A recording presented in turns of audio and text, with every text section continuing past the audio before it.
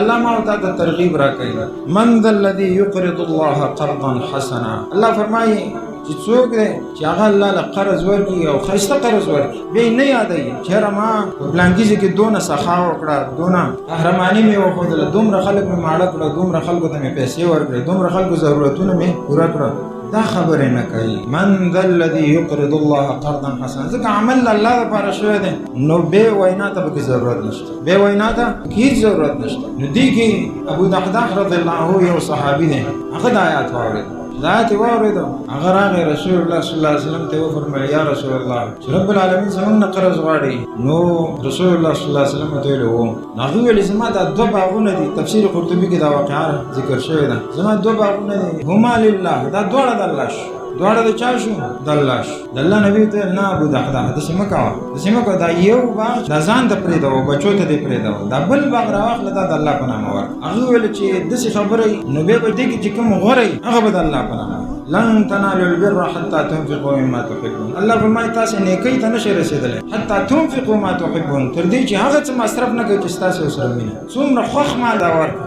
ابو دحداح رضی الله عنه په دې باغ کې 600 کجوري وي. څو کجوري؟ تاسې لږ تحقیق وکړئ. کجوره دې وطن کې نشته ده، خرما دې وطن کې نشته ده. یو کجوره یو خرما دا د انسان د عمر برابر وخت اخلي چې دا زه ته رسیږي. 1.5 کال کې یو کجوره دا رسیږي، او بیا یو کجوره چې دا په 2-3 روپۍ ته نشي اخیستلی بغیر د ځمکې نه، دا ته نشي اخیستلی. هغه 600 کجورې وي، ورسره باغ او ورسره پکې اوبه وي، هر څه پکې وي، ورسره پکې د دیره و بیرته پروټین پکې وي. خپلې بیبي ته غږ وکړم چې یو مې دحداح راووځته او دا باغ د الله په نامه باندې ورکړه. هغه راولګېده، داسې مؤمنانې ښځې وي، سړی حیران د دې صحابه کرامو ایمان ته. بچو سره د دې باغ څه شوي، څه میوه څه شوي، هغې ولې د لاس نه واخیست. وایي دا ورته دا د الله په نامه شوي، دا د الله په نامه شوي. بیا راووته، نو ښځه ورته وایي چې ربح بیعک، سودا دې ډېره ګټه وکړه. سودا دې څه وکړه؟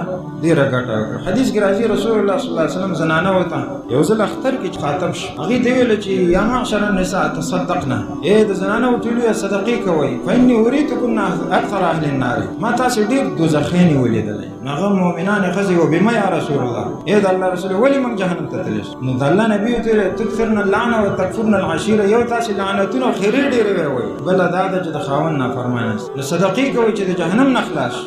دې د وجې نه زما عزتمند کوم سړی چې صدقې کوي، دې انسان کې به الله خپله خیرونه راولي، دې کې به الله خپله نیک اخلاق راولي. که نه د زنانو کې مرضونه ګوره رسول الله دا بیان کړه چې تاسې خیرې کوئ، تاسې د خاوند نافرماني کوئ، ورته صدقه وکړه. داسې ورته نه وایي چې دا خیرې مه کوئ او څه وکړئ د خاوند نافرماني مه کوئ. هغې هم ورته ویلي دي دا یو نیک عمل چې سړی بل ته راکاږي، دا قانون دی. نو کله چې تا کې صدقه وه، رب العالمین تا څه ګرځوي؟ د خیر مجمع دې ګرځوي، د خیر راجمع کوونکی دې ګرځوي. نو رب العالمین دې وکړي چې موږ او تاسو کې دا عمل موجود وي. مؤمن به بخیل نه وي، مؤمن به په دې باندې نه خفه کېږي زما مال ډېر لګېږي، ولې لګېږي او څنګه لګېږي او څنګه دونه مصارف دي. په دې دې خفه شي ستا مال په دین باندې ونه لګېږي. قرآن کریم سورة منافقون اخر کې راځي چې کله انسان باندې مرګ راشي، دا انسان په دې وخت کې وایي چې یا الله ما ته لږ شانه صبر وکړه، فاصدق، زه به څه وکړم؟ دا ټول مال صدقه کوم، واکن من الصالحین، زه به نیک بنده شم. الله فرمایي ولن یؤخر الله. اوس یو انسان دا فکر وکړي زما د مرګ اوس راورسېږي، زما جب کې 100 روپۍ دا به څه فایده وکړي؟ څه فایده کوي؟ جب کې 10,000 روپۍ دا به څه فایده وکړي؟ تا سره په بانک کې 5 لک روپۍ پرتې دي، هغه څه فایده کوي تا ته؟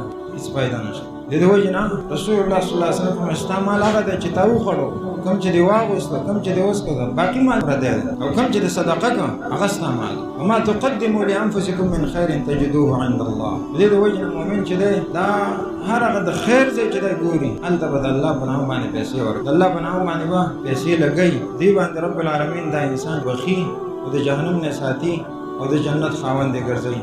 وصلی الله تعالی علی نبینا محمد.